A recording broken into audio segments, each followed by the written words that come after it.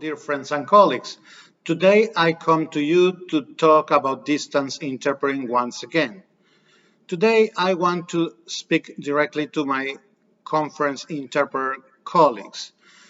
And I'm going to ask you to please watch, if you have not yet watched, my previous video entitled How to Find the Best Remote Interpreting Options. That video was designed for the client.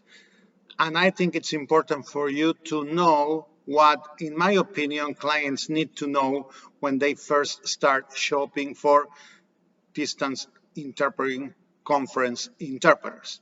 But this video is addressing you directly. And what I want to do is, first of all, I want you to keep in mind that your main purpose, your main objective as a conference interpreter working at a distance will be to be the trusted professional of that client. The client has to trust you, they have to trust your opinions, they have to trust your service, they have to trust your advice. And that's the most important thing. The first thing we have to do is we have to engage the client and listen. Oftentimes, interpreters tend to talk and talk and talk, and sometimes they say things that are interesting and important to us, but they're totally irrelevant for the client, or at least they are perceived by clients as such. So please listen. Listen to everything the client has to tell you, because the client will describe the assignment, they will describe their project, what their needs are, they'll speak about their budget, they'll speak about their timelines and all those things. That is very important, because if we're going to be the trusted interpreter, we must be able to advise them based on facts and not based on our speculations or, plain and simple, our imagination. So the first thing that we have to do is we have to listen and we have to be honest. So listen and act honestly, listen openly and act openly. And what do I mean about when I say this? Well, first of all, that we have to be truthful at all times. It is very important to make it clear from the very beginning to all clients, new ones or old clients, that distance interpreting is not the same as in-person interpreting. It will never be the same as in-person interpreting for many reasons that you can explain if they are interested, but most importantly, at least convey this message. It will not be the same because as interpreters, we have to hear, we have to listen to everything that is being said at the conference so we can interpret it. And when we are working remotely, we are facing many obstacles as far as the quality of the sound. The sound is breaking. The sound comes in delayed because it doesn't travel as fast as speed, because we are subject to the speed of the internet at the place where the conference is taking place or at the place we are located, because we are at the mercy of the infrastructure, of the equipment that is being used, and because it really depends on what kind of devices the speakers are using. Headphones or no headphones, microphones or only the computer or the laptop microphone.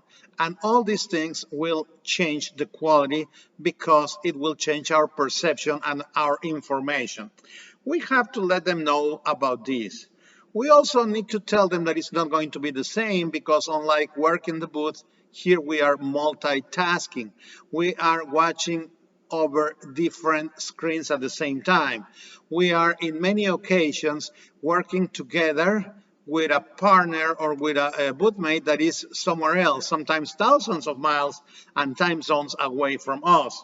And all this increases our cognitive load, and all that also is reflected on the type of work that we do. Because we are going to be honest, we got to tell them that distance interpreting, just like in-person interpreting, requires of a technician. But when we work in the booth, there's the technical support at the venue. And when we are working remotely, especially when we are working from home, we many times don't have a technician, and when we do, it's a technician at a distance. We gotta emphasize that even if we are geeks and even if we absolutely love everything that has to do with technology, We are not technicians. We are not IT support. We are the interpreters. And even if we were that also, at the time of interpreting, all of our senses, all of our efforts have to be dedicated and devoted to the task of interpreting, which is incidentally the reason why they are retaining us. We got to explain to them because we have to be very honest, and this is part of that honesty proposition, that if a choice exists, hub interpreting is always much better than home interpreting. Why? Because at the hub you will be together with your boothmate. Because at the hub you will have the technical assistance needed. Because at the hub they will have the infrastructure that is required to provide the best possible distance interpreting, not in person, but distance interpreting service. We have to emphasize that to them, and we have to tell them that in reality, hub interpreting is not more expensive than doing it from home. Clients must understand that the most expensive part of distance interpreting is the platforms, when you are using interpreting dedicated platforms. The hub is going to add to the price compared to doing it from home, but it's an insurance policy. And the hub is not going to be that expensive. It's up to the platform. In other words, if I go to the hub and I use Microsoft Teams, or if I use Zoom, it's going to be quite cheap. So we must explain that to the client. Hubs are not making it more expensive. It is really the platforms that you decide to use. And for that reason, we have to explain to the client also that this is not the same as in-person interpreting, because we cannot work long hours in distance interpreting. Ask them if they are able to sit in front of the computer just to listen to an interpretation for 7 or 8 straight hours, even with a couple of coffee breaks and a 1-hour lunch break. They will tell you that it's very difficult, and they don't put all of their attention towards the conference as more and more hours go by. So if they are passively listening and we are actively working, it's also a way to show them that long hours cannot happen in distance interpreting. We have to explain this. We have to explain to them that we cannot work alone, that we have to work in teams of 2 or 3 interpreters, depending on the length of the assignment. But at the same time, we have to explain to the client, because we are going to be honest, what their options are. And that's what is so important, to listen to what the client's needs are for that assignment in particular. If after listening to the client, you conclude that this is a situation that can be solved, an assignment that can be interpreted just with one of the non-dedicated platforms, let's say you can do it on Zoom because it's a small gathering, because people are just using the services of the interpreter team in one direction, or they're only involving 1 or maybe 2 languages. If there's going to be no relay, because everything will be in the same source language and it's just interpreting into the other languages, then we can safely advise them to use a platform like Zoom, as long as they understand that if we don't do this from the hub, we're going to have an extra device or another means to communicate with our boothmates, because Zoom does not allow for you to listen to the boothmate on the same platform. But we'll be saving them a lot of money. And then you will send the message that this is not about selling them the most expensive item on the menu, but this is about selling them or suggesting they purchase what is really going to meet their needs.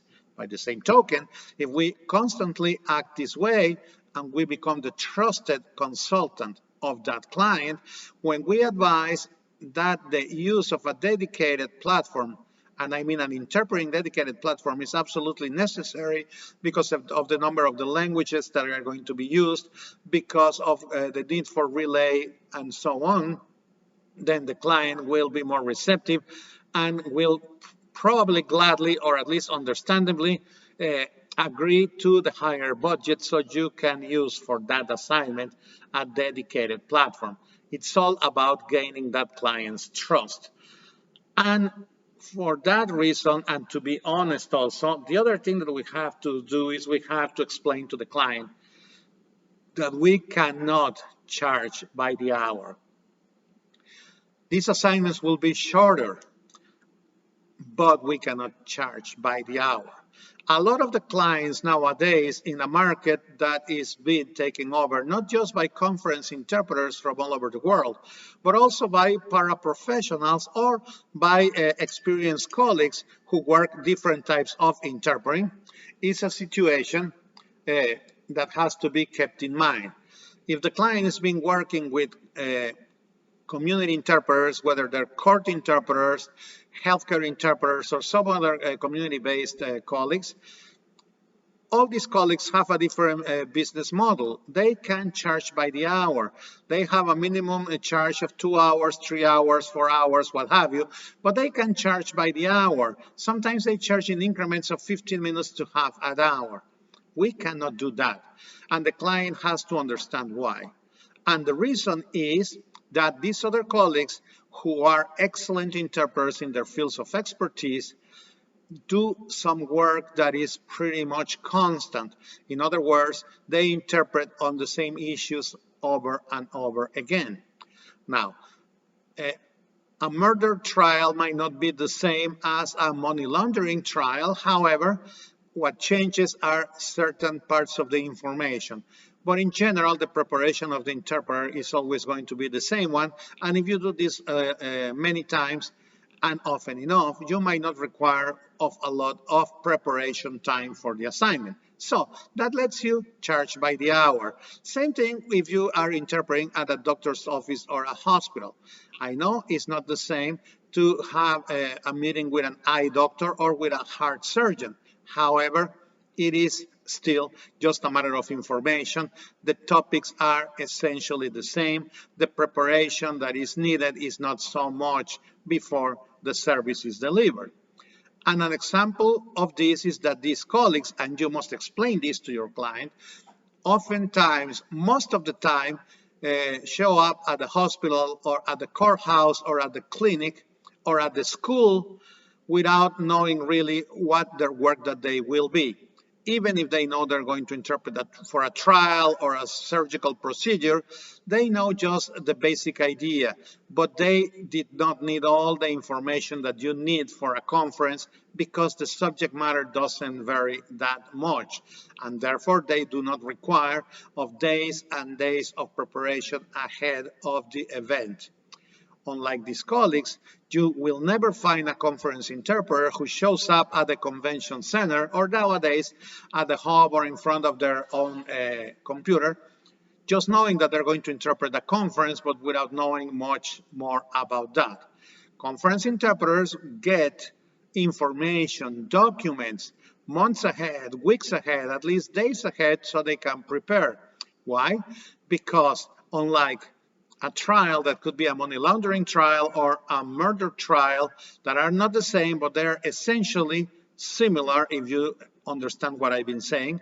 It's not the same as interpreting a conference that could be a conference about nuclear energy today, and next week it could be a conference about mergers and acquisitions or public financing or the role of the International Monetary Fund and the public finances of a specific country.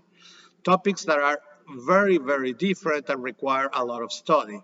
And for that reason, even if the hearing is 1 hour long or 2 hours long or 4 hours long in this conference, we cannot afford to charge by the hour because of all the time invested, because you have to make the point to your client that the time that you spent studying and preparing for this assignment is a time that you were not making money somewhere else because you cannot interpret one conference while simultaneously somewhere else study and prepare for a different one.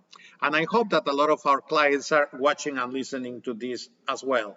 So this is very important, and we have to explain all this to our clients and colleagues. After we do all this, we are going to know who are going to be the clients who really want to go and work with a conference interpreting team to have a successful event. But you will also come to terms with the fact that some people will decide not to go with a conference interpreter, will not value quality the same as others, and it's okay. We have to be ready to keep the good clients, and also we have to be prepared to lose all the others. At least that is my opinion. Thank you very much.